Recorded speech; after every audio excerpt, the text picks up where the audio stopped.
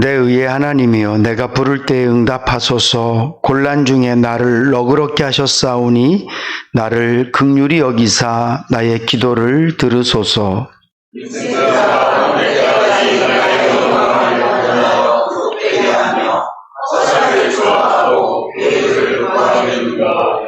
여호와께서 자기를 위하여 경건한 자를 택하신 줄 너희가 알지어다. 내가 부를 때에 여호와께서 들으시리로다.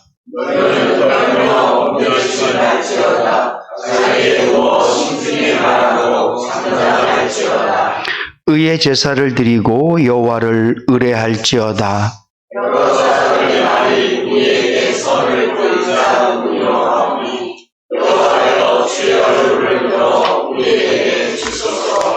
주께서 내 마음에 두신 기쁨은 저희의 곡식과 새 포도주에 풍성할 때보다 더하니이다.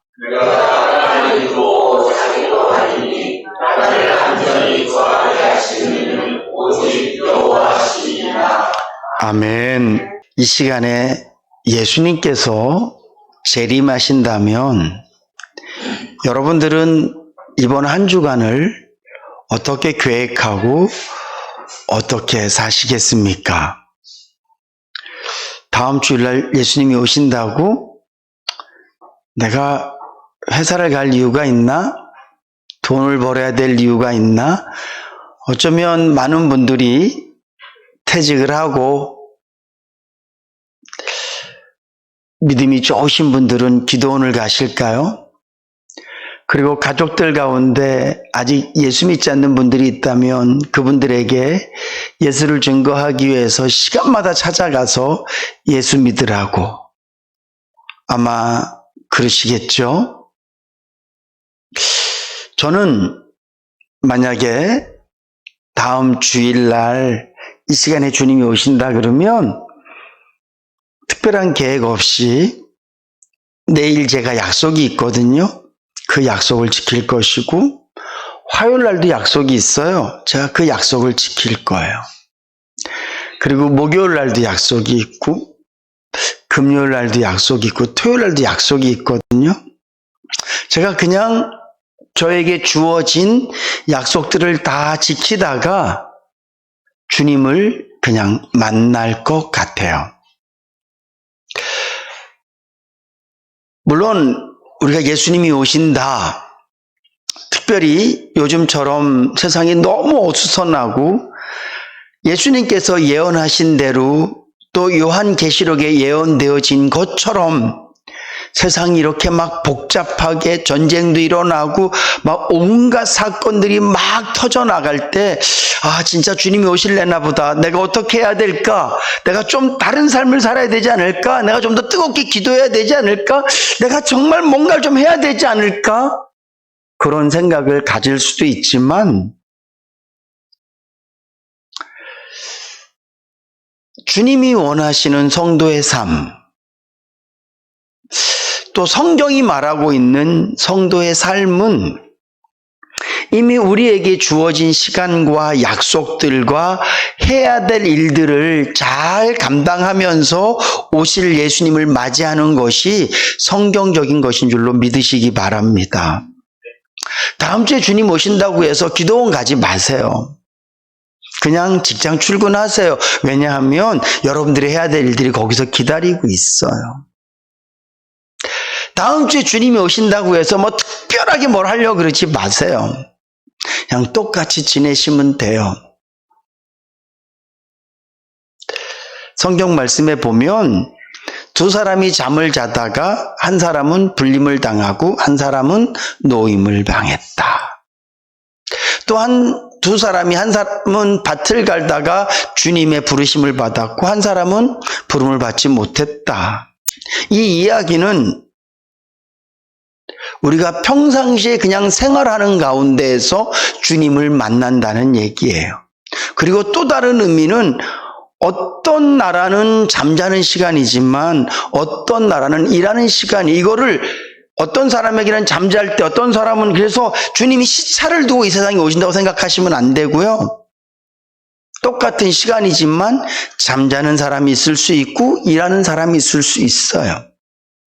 그렇게 우리가 주님을 만나는 거예요. 특별히 우리는 예수님이 언제 오실지 모르기 때문에 더욱더 우리 일상 가운데 최선을 다하는 것이 중요한 줄로 믿으시기 바랍니다. 누가 주님 곧 오셔, 당신 재산 다 팔아서 헌금하고 우리 모여서 기도합시다. 이제 주님 곧 오시는데 먹고 사는 게 뭐가 그렇게 중요합니까? 곧 예수님 오시는데 돈 버는 게 뭐가 그렇게 중요합니까? 곧 예수님 오시는데 사람들하고 그렇게 노는 게 뭐가 중요합니까? 그렇게 말하거든. 어차피 천국 가는데 이 사람은 나 그냥 편안하게 살래요. 그리고 말씀하시면 돼요. 다음 달에 주님 오셔도 우리 제주도 가기로 약속하신 분들은 그냥 제주도 갈 거예요. 그런데 중요한 건 여기 있는 목사가 예수님이 오신다 한다 할지라도 세상이 말세가 된다 할지라도 우리는 그냥 우리 생활을 할 겁니다. 또 그렇게 하셔야 됩니다. 라고 말씀을 드리고 있는데 중요한 것은 그럼에도 불구하고 다시 오실 예수 그리스도를 맞이할 준비, 마지막 말세 때를 어떻게 살아야 될 것인가에 대한 준비는 우리가 철저하게 되어 있어야 되는 줄로 믿으시기 바랍니다. 제가 여러분들에게 말세입니다. 기도원에 가십시오. 금식하십시오. 내일이라도 예수님이 오셔도 세상은 이상하지 않습니다. 정말 주님이 금방 오실 것 같습니다. 우리 다 같이 금식합시다. 우리 다 직장 그만두고 매일 저녁마다 교회에 모여서 기도합시다. 그렇게 말하지는 않는다 할지라도 그렇게 제가 주장하지 않고 그렇게 하지도 마세요. 근데 중요한 건 예수 그리스도를 언제든지 만나야 수 있는 그런 준비는 돼 있어야 되고, 특별히 예수님이 오신다라는 의미는 또 다른 의미로 생각하면 세상이 더 복잡해지고 세상이 더 난리가 나고 세상의 전쟁은 더 심해지고 더 많은 기근과 지진들이 있을 것이라는 것을 또한 의미하는 거예요. 예수님이 오신다라는 것은 예수님을 기다리는 저와 여러분들에게는 기다리고 기다리던 주님이 이제 오시는구나, 그렇게 우리는 받아들이지만 또 다른 의미로는 예수님이 오신다라는 것은 이 땅 가운데 말세에 일어날 수없이 많은 일들이 일어나는 것을 의미하기도 한단 말이죠. 그랬을 때 오늘 저와 여러분들이 예수님을 만날 준비를 한다는 것은 주님을 만날 준비도 하는 거지만 더 복잡해지고 더 어려워지고 더 힘든 세상 가운데에서 우리가 어떻게 살 것인가를 준비하는 것이, 내가 얼마나 성도답게 살 것인가를 준비하는 것이, 얼마나 내가 말씀답게 살 것인가를 준비하는 것이 예수 그리스도가 오실 날을 준비하는 것, 말세를 준비하는 성도의 자세가 될 것입니다. 다시 말씀드려요. 여러분, 말세가 돼도 주님이 곧 오실 것 같아도 오늘 저와 여러분들은 우리에게 맡겨진 인생을 살아가야 돼요. 가정을 포기하시면 안 돼요. 주님이 오는데 남편이 뭐가 중요하고 주님이 오는데 자식 새끼가 뭐가 중요하고 그러시면 안 된다고요. 우리는 주님이 오셔도 세상의 끝날이 와도 우리가 해야 될 일들은 그냥 묵묵히 해나가고 있어야 돼요.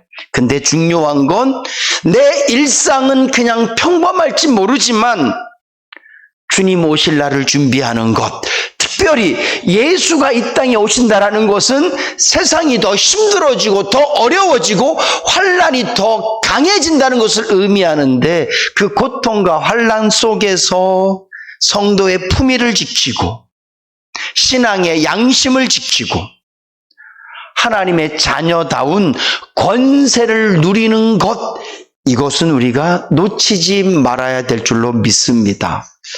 저는 우리 인해교회 성도님들이 오늘 다윗의 고백과 같은 그 고백으로 힘들고 어려운 세상을 살아가실 수 있기를 주님의 이름으로 축복합니다. 다윗이 고백합니다. 하나님, 언제나 내 고난이 끝나겠습니까? 사람들은 내 영광을 욕되게 만듭니다. 사람들은 나를 무시합니다. 사람들은 나를 없수히 여깁니다. 엄청난 어려움들이 나에게 쉬지 않고 다가옵니다. 내가 왕이 되기 전에도 얼마나 많은 죽을 고비를 넘겼습니까? 내가 얼마나 많은 힘든 고비들을 넘겨서 여기까지 왔습니까? 그리고 하나님의 은혜로 내가 왕이 됐음에도 불구하고 이제는 자식마저도 나를 힘들게 합니다. 가정 하나도 다스리지 못하는 네가 무슨 왕이야? 그렇지 않아도 왕이 될 때부터 사울 왕을 쫓던 자들이 늘 아무것도 아닌 나를 시기하고 질투했었는데, 이 나라에는 나를 반대하는 사람들이 구석구석마다 있는데 내 집에서 이런 일이 터지고 나니까 사람들이 나를 여간 무시하는 게 아닙니다. 주님, 내가 어떻게 했으면 좋겠습니까? 이런 고백들을 하면서, 그러나 그의 마지막 고백은 오늘 본문 말씀에 보니까 주께서 내 마음에 두신 기쁨은 저희의 곡식과 새 포도주에 풍성할 때보다 더하나이다. 주님, 내가 평안히 눕고 자기도 하리니 이는 내가 침대가 푹신하기 때문이 아닙니다. 나를 지켜주는 호위병들이 용감하기 때문이 아니라 나를 안전하게 거하시는 이는 오직 하나님이시기 때문입니다. 이 고백이 저와 여러분들의 고백이 돼야 되고, 이 고백을 어떤 어려움과 역경 속에서도 할 수 있는 자들이 돼야 될 줄로 믿습니다. 여러분, 세상을 한번 보십시오. 돈이 여러분들을 지켜주실 것 같습니까? 아니잖아요. 전쟁이 일어나면 돈이 우리를 지켜주지 못합니다. 나라가 어수선해지고 인플레이션이 일어나면 돈이 휴지 조각이 된다고요. 권력이 여러분들을 지켜줄 것 같습니까? 천만의 말씀이요. 오히려 정권이 바뀌면 권력을 가졌던 자들이 제일 먼저 숙청 대상이 되기도 해요. 건강? 이거 진짜 아무것도 아니에요. 멀쩡히 걷다가 한번 쓰러지면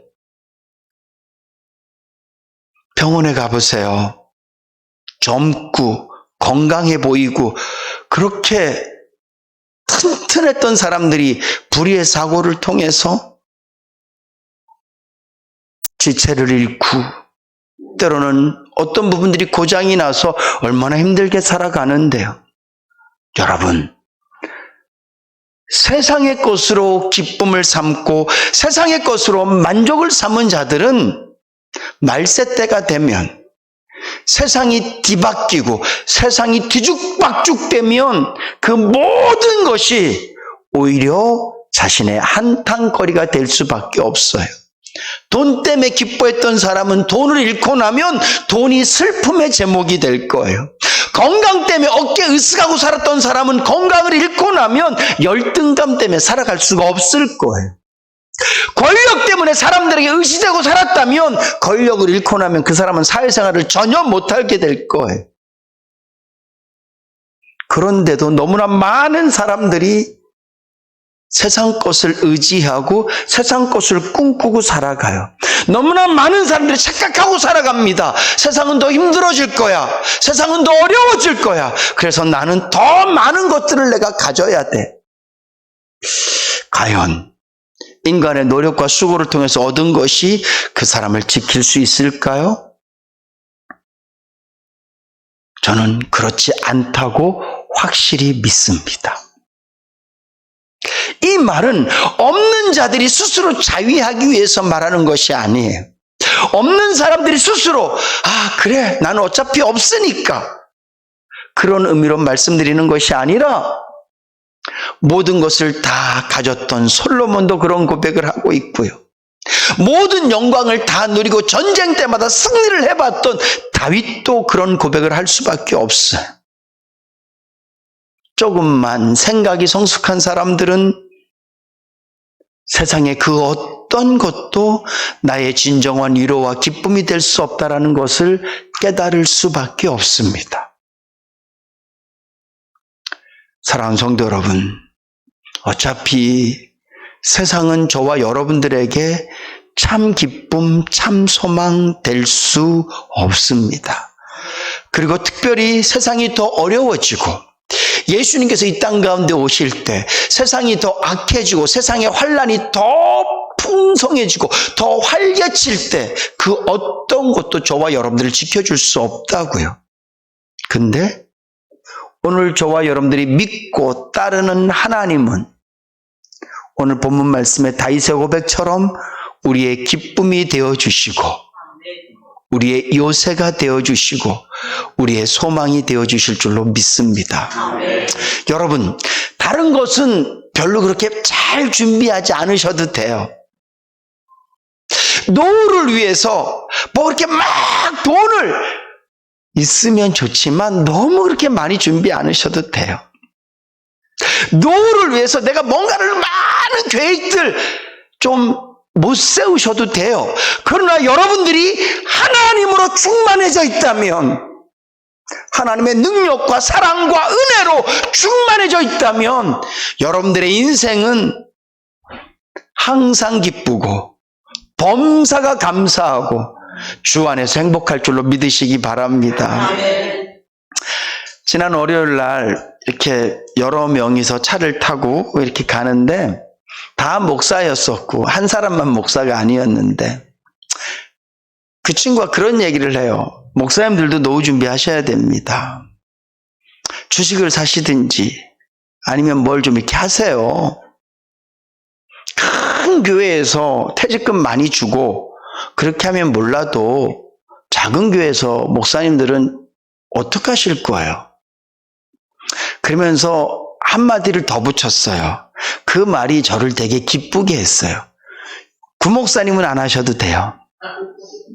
그래서 제가 네가 나 책임져 줄 거야?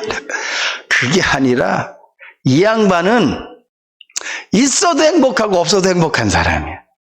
내가 지금까지 겪어보니까 이 양반은 있어도 쓰고 없어도 잘 쓰고 그냥 있으면 있는 대로 없으면 잘 살 사람. 난 이 양반은 걱정 안 해.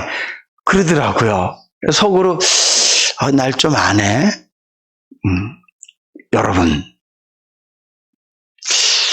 제 미래를 제가 확신할 수는 없지만 지금까지 살아왔던 제 모습들과 지금의 제 모습들을 봤을 때 솔직히 저는 그래요. 제게 돈이 뭐 그렇게 필요하고 제가 돈을 아주 좋아하는 사람입니다. 그렇지만 돈이 제 인생에 기쁨을 좌지우지할 수 있는 것은 될 수 없다. 제가 신학교 생활부터 굉장히 어려운 시간들을 참 많이 보내면서 물질적으로 지금까지 왔는데 요즘 제 인생이요, 살아온 인생 중에 제일 풍성해요. 네. 제가 어제도 이렇게 개쪽 준비한 전사님 가족 불러다 식사 대접하면서 그 얘기했어요. 밥 먹고 싶을 때는 언제든지 얘기해라. 내가 다른 거는 못해도 항상 무엇이든지 아무리 비싼 거든지 먹을 건 항상 사줄 수 있다. 사모님한테 그 얘기했어요. 배고프면요 언제든지 연락하세요. 힘들 거예요. 요즘 제가 제일 풍성하거든요. 근데 중요한 것은 제가 돈이 있다고 기쁘고 없다고 슬프고 그러지 않았던 것 같아요. 돌아보면 정말 쌀 다 떨어지고 제 주머니에 돈 하나도 없이 신학교 다닐 때 저 되게 행복했어요. 제 머릿속엔 항상 말씀만 떠올랐었고 늘 예수님만 생각했어요. 얼마나 기뻤는지 몰라요. 지금도 저의 기쁨에 가장 중심에서 나를 행복하게 하고 내 미래가 아무것도 보장되어 있지 않지만 여전히 내 기쁨의 불꽃은 꺼지지 않는 이유는 내 안에 계신 주님이거든요. 사랑하는 성도 여러분, 이 시간 이 다윗이 고백한 말씀을 그대로 믿으실 수 있기를 주님의 이름으로 축복합니다. 하나님, 나의 기쁨은 거두어들인 곡식이나 포도주가 아닙니다. 나의 기쁨은 하나님이십니다. 저는 이 말씀에 100% 동의합니다. 그렇습니다, 주님. 제가 쌀떡에 쌀이 떨어져 봤습니다. 내일 무엇을 해야 될지 계획은 있지만 그것을 감당해낼 만한 물질이 없어서 모든 걸 다 포기해 본 적도 있습니다. 그러나 주님이 주신 기쁨은 잃지 않았습니다. 주님, 때로는 제가 사방에서 때로는 돈 때문에 우겨싸임을 받아보기도 했었고요. 때로는 사람들의 오해 때문에 우겨싸임을 당하기도 했지만 그러나 내가 잘 수 있었던 것은 오늘 다윗의 고백처럼 주께서 나의 안식처이기 때문에 그렇습니다. 여호와는 저와 여러분들의 푸른 초장이 되어주시고 쉴만한 물가가 되어주시는 분인 줄로 믿으시기 바랍니다. 그 하나님을 여러분들의 하나님으로 오늘 이 다윗의 고백이 여러분들의 고백이 되어지면 전쟁은 어렵고 힘든 것이지만 그 속에서도 우리는 기쁨을 누리며 감사를 잃지 않고 사는 성도가 되어질 줄로 믿으시기 바랍니다. 예수님의 제자들이 예수님의 승천 후에 성령 충만한 가운데 복음을 전하며 그 어떤 사람도 룰루랄라 하며 인생을 산 사람은 없습니다. 그들이 가는 길은 가시밭길이었었고 그들의 마지막 죽음은 사람들에게 존경받고 박수받을 만한 그런 죽음의 자리가 아니라 모두가 다 피하고 싶은 그런 어려운 죽음의 순간들을 맞이했어요. 그러나 그들은 그 길을 멈추지 않았고 마다하지 않았고 오히려 기뻐했고 오히려 주를 위해 죽는 것에 감사했는데 그 이유는 예수로 충만했기 때문에 그렇습니다. 오늘 저와 여러분들도 그럴 수 있는 줄로 믿으시기 바랍니다. 우리 모두가 세상이 어려워져도 오늘 이 고백만큼은 하나님, 어차피 내 기쁨은 당신입니다. 어차피 내 소망은 당신입니다. 어차피 나의 안식처는 당신입니다. 세상의 여건들이 나의 모든 것들을 다 빼앗아간다 할지라도 비록 좀 힘들기도 하고 때로는 좀 창피하기도 하고 때로는 좀 괴롭기도 하지만 그러나 중요한 것 내 안에 근본적인 기쁨과 담대함은 어쩔 수 없습니다. 왜냐하면 나의 기쁨의 불꽃은 당신이기 때문에 그렇습니다. 내 삶의 소망의 이유는 하나님이시기 때문에 그 누구도 내게서 빼앗아갈 수 없는 하나님, 그 누구도 내게서 하나님을 가리울 수 없기 때문에 내가 만나는 그 하나님 때문에 나는 기쁘고 즐겁습니다. 지금 내가 이렇기 때문에 앞으로 세상이 어떻게 된다 할지라도 나는 이 기쁨과 이 감격, 이것은 내가 놓치지 않고 살 수 있습니다. 하나님 감사합니다. 그런 고백을 하며 미래를 생각하시고 그 어려운 미래가 나의 현실이 되었을 때에도 그렇게 고백하실 수 있는 저와 여러분들 되실 수 있기를 주님의 이름으로 축복합니다. 근데 이건요, 그냥 되는 게 아니에요. 나 오늘 주일 예배 드렸으니까 나도 되겠지? 사실은 아니에요. 나도 예수 믿으니까 이게 되겠지? 돼요, 여러분? 아니에요. 수없이 많은 사람들이 예수님을 따랐고 예수님을 믿었지만 다윗과 같은 고백을 하며 고난과 환난 속에서도 하나님을 누리며 살았던 사람들은 그렇게 많지 않아요. 천국은 갈지 모르지만 불평하고 원망하고 다툼하고 걱정하고 염려하고 의심하며 그렇게 사는 성도들이 얼마나 많은지 몰라요. 저는 우리 인해교회 성도님들만큼은 좋을 땐 좋고 나쁠 땐 나빠지고 조금 생기면 우쭐하고 좀 없어지면 끝도 없이 꺼져버리는 하나님과는 별 무관한 하나님이 나를 사랑한다고 말씀하심에도 그 사랑 잘 못 느끼고 그 사랑이 나를 기쁘게 하지 못하고 그 사랑이 나를 감격하게 하지 못하는 그런 자녀임에도 불구하고 아버지를 누리지 못하는 그런 성도의 삶이 아니라 죽음도 어찌할 수 없는, 세상의 그 어떤 고난도 어찌할 수 없는 하나님과의 관계를 유지하며 사실 수 있기를 주님 여러분 축복합니다. 그러기 위해서 기도하셔야 돼요. 다윗은 그냥 하나님을 누린 게 아니라 다윗은 기도하는 사람이었어요. 정말 힘들 때도 그는 기도하는 사람이었어요. 마음의 여유가 하나도 없을 때도 다윗은 기도하는 사람이었어요. 한치 앞도 내다볼 수 없는 그 적막함 가운데 다윗은 기도했다고요. 기도는 여유로울 때 하는 게 아닙니다. 물론 여유로울 때도 기도하지만 기도는 항상이에요. 그래서 쉬지 않고 기도하는 거예요. 사랑하는 성도 여러분, 여러분들의 믿음이 일치월장될 수 있도록 늘 기도하실 수 있기를 주님 여러분 축복합니다. 꼭 이 자리가 아니더라도 여러분들이 계신 곳에서 기도하세요.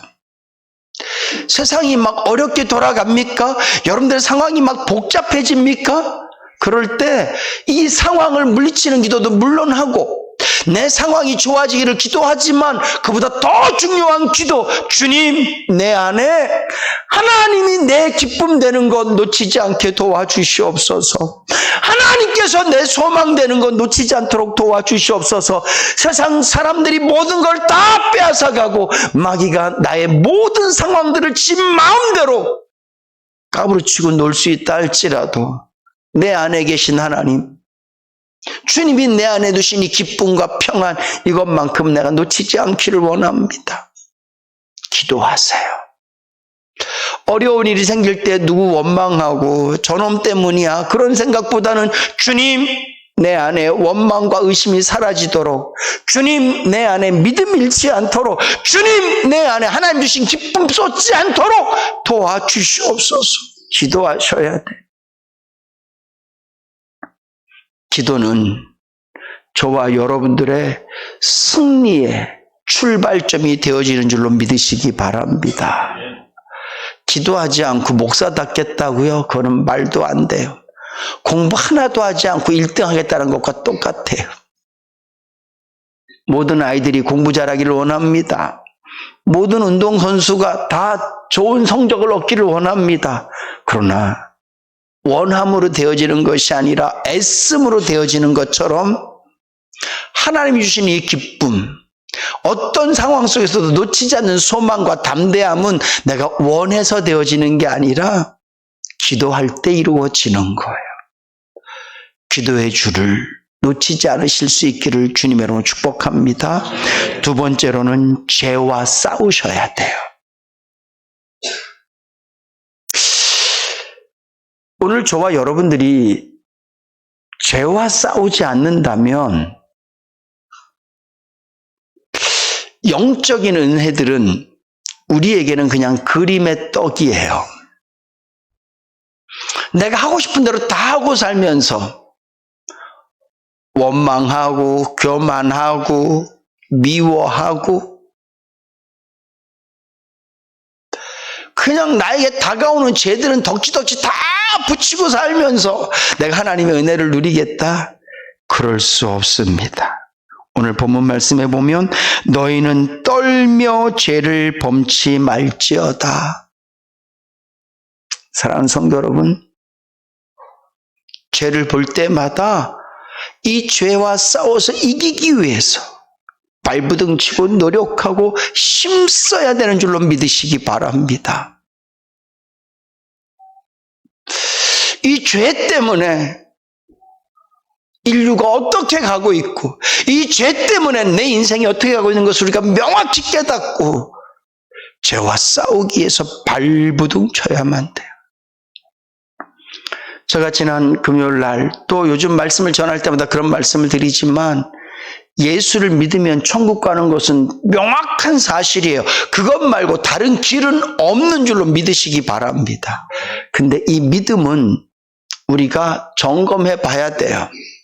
이게 내가 그냥 천국 가고 싶어서 내 마음속에 내가 스스로 가진 믿음인지, 아니면 진짜 하나님께서 나에게 주신 믿음인지, 하나님께서 나에게 예수를 믿게 하신 그 믿음으로 내가 예수를 믿는다면 이 죄를 몸서리치게 싫어하셔야 돼요. 그게 믿음의 한 부분이에요. 그래서 죄를 지으면 회개할 수밖에 없어요. 그리고 죄와 싸우려는 그런 마음이 우리 마음속에 늘 있을 수밖에 없어요. 난 저 사람이 미워. 근데 당연해. 마음이 평안해. 과연 그 사람에게 하나님 주신 믿음이 있는 걸까? 저는 굉장히 의심스러워요. 예배 드리는 것보다 세상을 살아가는 것이 훨씬 더 좋은데 조금의 양심의 가책도 없이 그렇게 할 수 있다? 예배를 안 드려도 회개가 안 된다? 하나님의 말씀을 어겨도 뭐 그 정도는 그럴 수 있지. 과연 그 믿음이 하나님 주신 믿음일까? 천국 가고 싶어서 자기 마음에 스스로 만든 믿음일 수가 있어요. 예수를 믿으면 죄는 무조건 싫어야 돼요. 내가 약해서 넘어질 수는 있지만 죄는 싫어야 돼요. 그리고 무조건 회개가 나와야 돼요. 내가 또 넘어질지언정 내가 그 죄와 싸우겠다는 다짐이 있어야 돼요. 이게 구원받은 성도의 믿음인 줄로 믿으시기 바랍니다. 여러분들의 믿음을 점검해 보세요. 그리고 우리 하나님께 기도해야 돼. 하나님, 세상은 끊임없이 우리를 죄로 유혹합니다. 내가 이 죄와 싸워 이기게 하여 주시옵소서. 죄 때문에 인류가 이렇게 망했고, 죄로 얻은 물질은 결국은 타버릴 것이고, 죄로 쌓아진 권력은 결국은 무너질 것이고요. 죄로 만든 여러분들의 수없이 많은 보호막들은 결정적인 순간에 다 쓰러질 수밖에 없어요. 오늘 저와 여러분들이 죄와 끊임없이 싸워갈 때 결국은 죄와 싸우는 성도의 마음속에 하나님은 나의 기쁨이십니다. 하나님은 나의 안식처입니다. 라는 고백이 나오게 될 줄로 믿으시기 바랍니다. 저는 우리 인해교회 성도님들이 앞으로 살아가야 될 이 세상이 틀림없이 힘들 것이라고 확신합니다. 요즘은 여러분들 잘 알다시피 저 중동에서 전쟁이 나도 우리나라가 영향을 받습니다. 러시아에서 전쟁이 나도 우리나라가 영향을 많이 받잖아요. 물가가 엄청 올라갔잖아요. 우리나라는 괜찮아. 그렇지 않아요. 세상은 점점 더 힘들어질 거예요.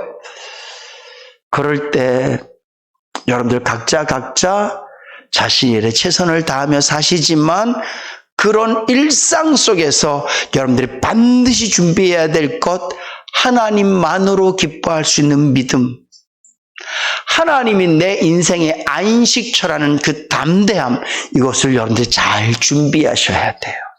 근데 이것은 그냥 생기는 것이 아니라 기도, 그냥 생기는 게 아니라 죄와의 싸움, 그냥 생기는 게 아니라 하나님을 예배하는 것, 이것이 잘 되어질 때 우리 안에 다윗의 고백 같은 고백이 믿음이 되어져서 다윗의 신앙 고백이 내 신앙 고백이 되어질 줄로 믿습니다.